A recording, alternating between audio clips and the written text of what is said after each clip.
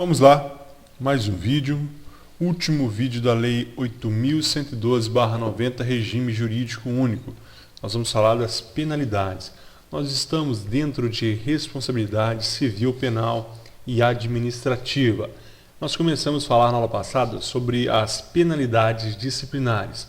São elas: advertência, suspensão, demissão, cassação de aposentadoria ou disponibilidade, destituição de cargo em comissão e destituição de função comissionada. Todos esses dois últimos, eles têm o mesmo tratamento pela Lei 8.112. Então vamos falar de cada um deles. Advertência. Advertência sempre será por escrito. Nós falamos isso na aula passada. Ela será para as faltas leves, aquelas faltas menores. Eu coloquei aqui alguns exemplos. Ausentar-se do serviço durante o expediente. Você abandonou o serviço para resolver um problema particular sem a autorização. É uma falta leve. Ainda promover manifestação de apreço ou desapreço no recinto da repartição. Também uma falta leve. Além da inobservância do dever funcional. Você não cumpriu aquilo que deveria cumprir, aquilo que foi atribuído a você pelo seu chefe imediato. Isso é uma falta disciplinar de natureza leve e será punido com que? Advertência. A advertência, portanto, é para falta de natureza leve.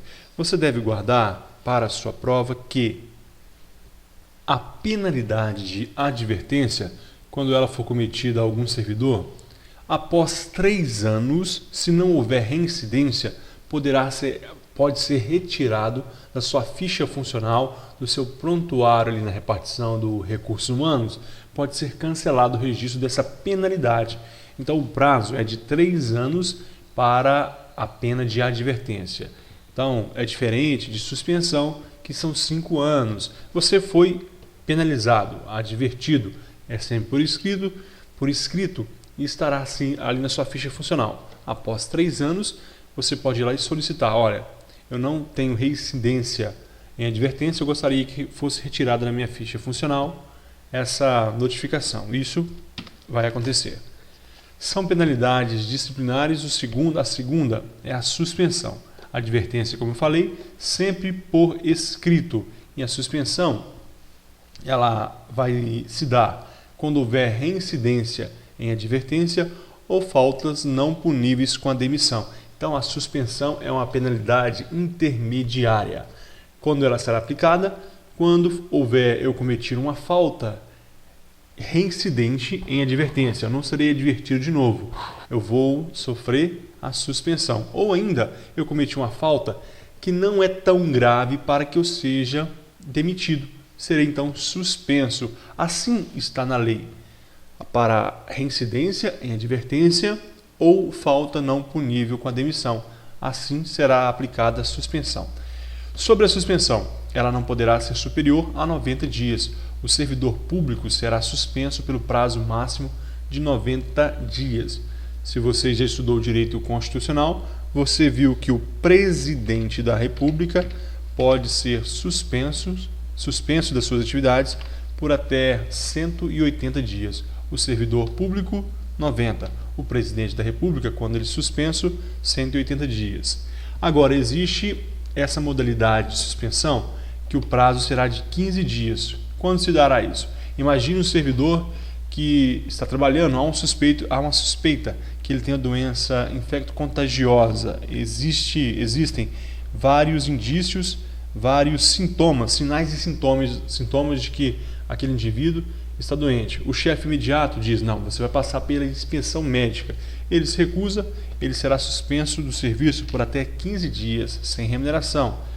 E se durante esse percurso, no segundo dia, ele faz a inspeção médica, então ele pode voltar. Aí suspende a suspensão.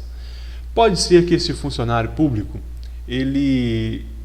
que o chefe imediato diga o seguinte: não, você não vai ficar em casa, você vai trabalhar e vai receber 50% da sua remuneração. É mais uma modalidade, mais uma possibilidade dentro da suspensão. Isso também pode acontecer. Ele trabalha e recebe 50%. Se ele for suspenso, ele fica em casa e não recebe nada.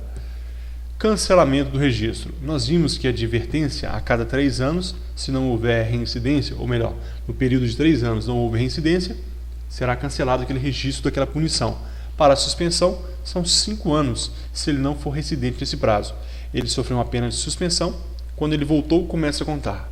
5 anos, ele chega até o RH e diz: eu não fui reincidente, eu quero o cancelamento dessa notificação, dessa punição no meu prontuário. E ele vai ser retirado. 3 anos para advertência, 5 anos para suspensão. Nós temos também a penalidade de demissão. A demissão ocorre sempre quando houver crimes e infrações funcionais graves. Então, crimes funcionais, crimes contra a administração pública e infrações funcionais graves. Entre essas infrações funcionais graves, nós temos algumas que destacam-se. Por exemplo, abandono de cargo. O indivíduo ficou mais de 30 dias e não justificou, afastado do serviço. Abandono de cargo. A pena é demissão. Não é exoneração. Aqui ele vai ser punido. Inassiduidade habitual. Faltando no serviço também, periodicamente, interpoladamente. Por um período, nós veremos daqui a pouco, 60 dias. Então, também demissão. Improbidade administrativa. Ele foi corrupto, ele não foi probo, não foi honesto, ele cometeu irregularidades, ele desviou o dinheiro público. Neste caso, demissão. Insubordinação grave em serviço. É dever do servidor cumprir as ordens legais do chefe imediato. Ele não cumpriu, insubordinação grave, demissão.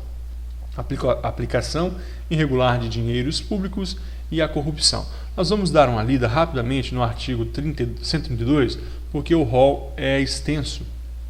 Mas importante, olha, a pena de demissão será aplicada nos seguintes casos. 1. Crime contra a administração pública, artigos 312 do Código Penal a 327. Nós vimos na aula passada. Abandono de cargo. Nós veremos o que é abandono de cargo daqui a pouco. Inassiduidade habitual, faltando sempre o serviço. Nós veremos ali o prazo também. Improbidade administrativa, nós temos a lei que nós vamos estudar nas próximas aulas, a lei de improbidade administrativa também. Se ele cometeu algum desses atos, ele será demitido. Incontinência pública e escandalosa na repartição.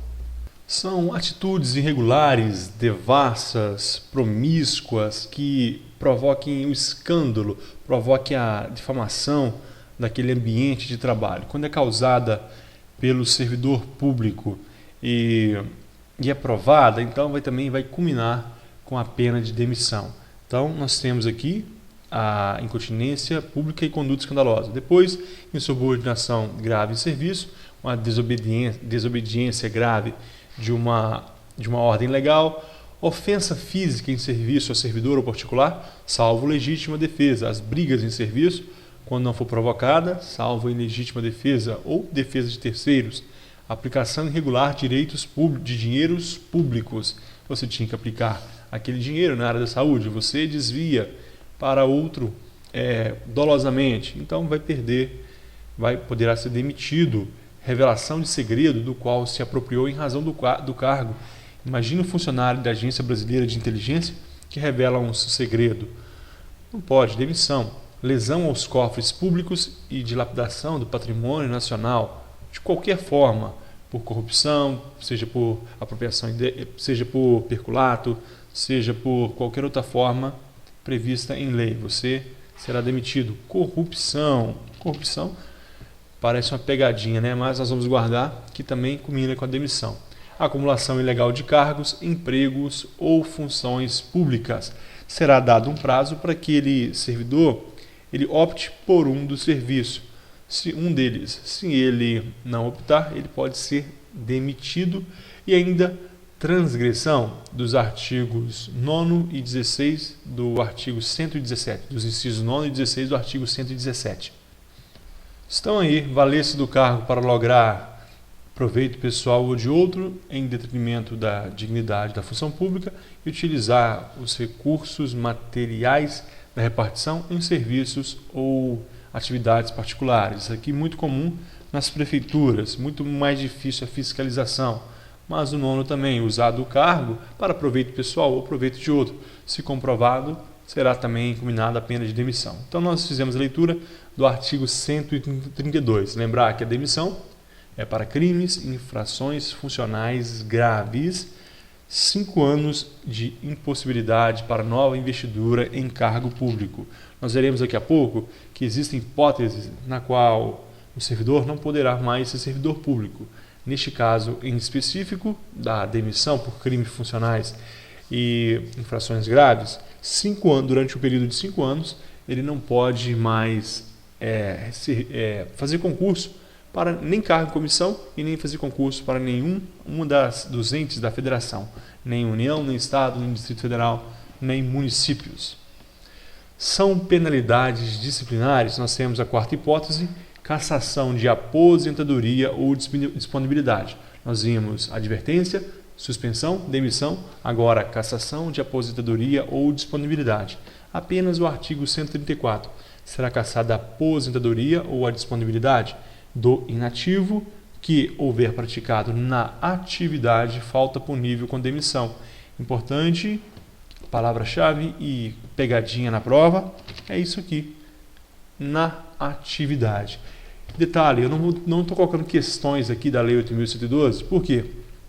Porque nós temos gravado neste canal um trabalho completo, a Lei 8.112 em exercícios. Por isso, ao final, aqui logo abaixo desse vídeo, estará o link ali para se você ainda não viu esses exercícios. Então será cassada a aposentadoria ou a disponibilidade do inativo que houver praticado na atividade falta punível com a demissão.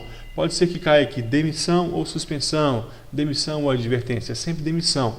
Esse inativo, seja ele aposentado ou seja ele em disponibilidade, em casa, recebendo proporcional, será cassado quando ele houver, durante o serviço, da época que ele estava trabalhando, cometeu a falta que causa demissão. Ele cometeu a corrupção.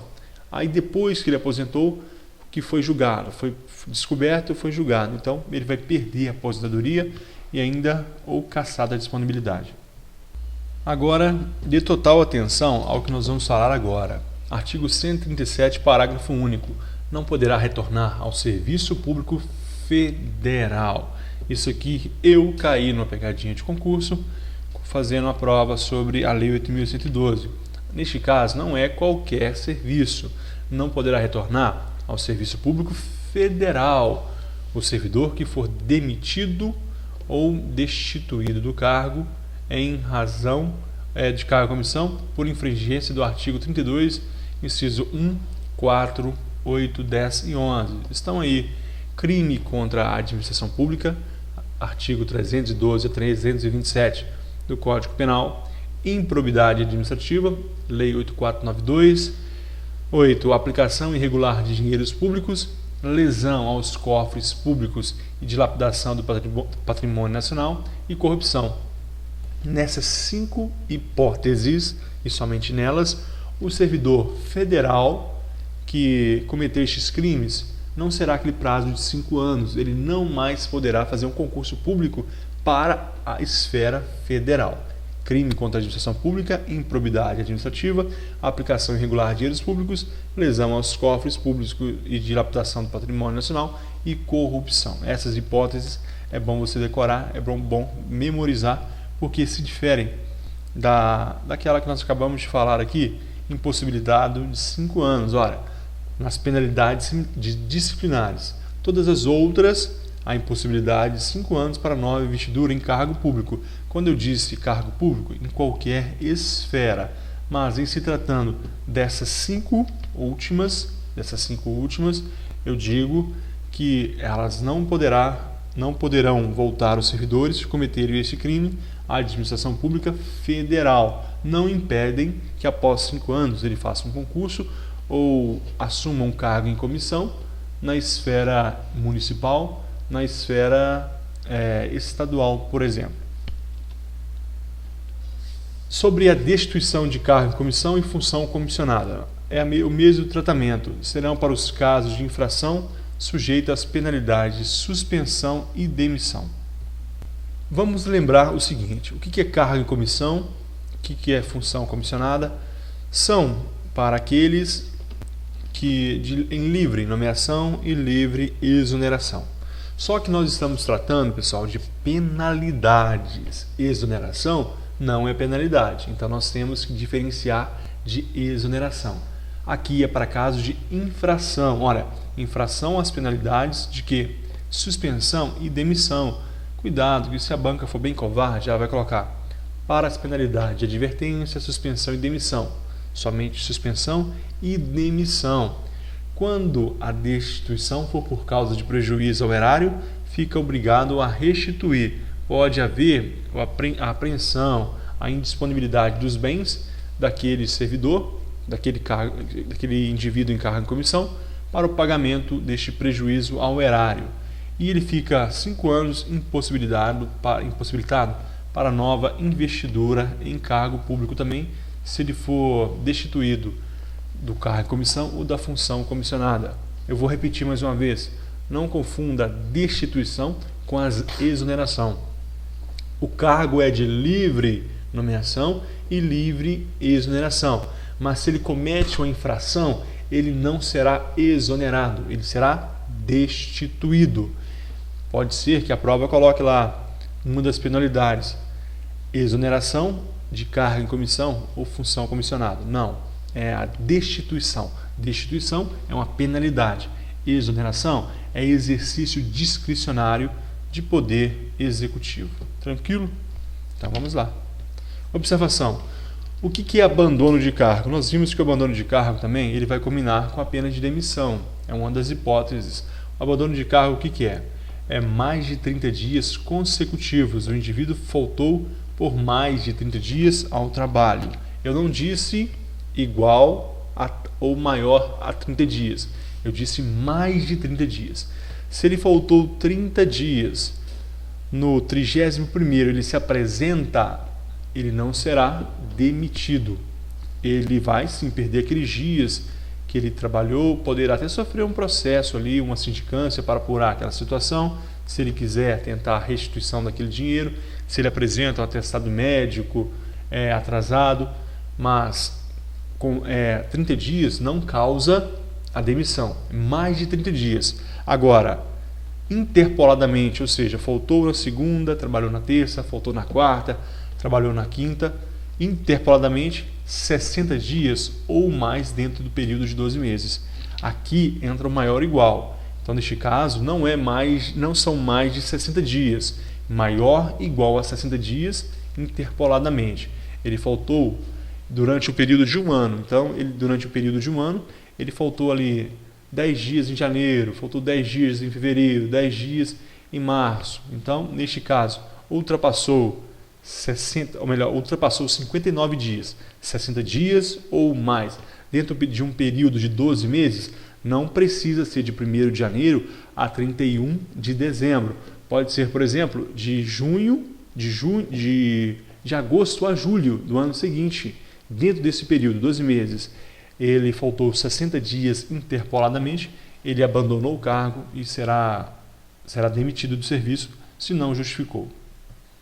É lógico que haverá o processo administrativo, onde será assegurado o contraditório e a ampla defesa. Aí ele vai falar: não, eu não justifiquei porque eu fui sequestrado, tem prova, tem ali o inquérito policial que prova que eu fiquei sequestrado por esse período, ou outro motivo qualquer que ele alegar na sua defesa.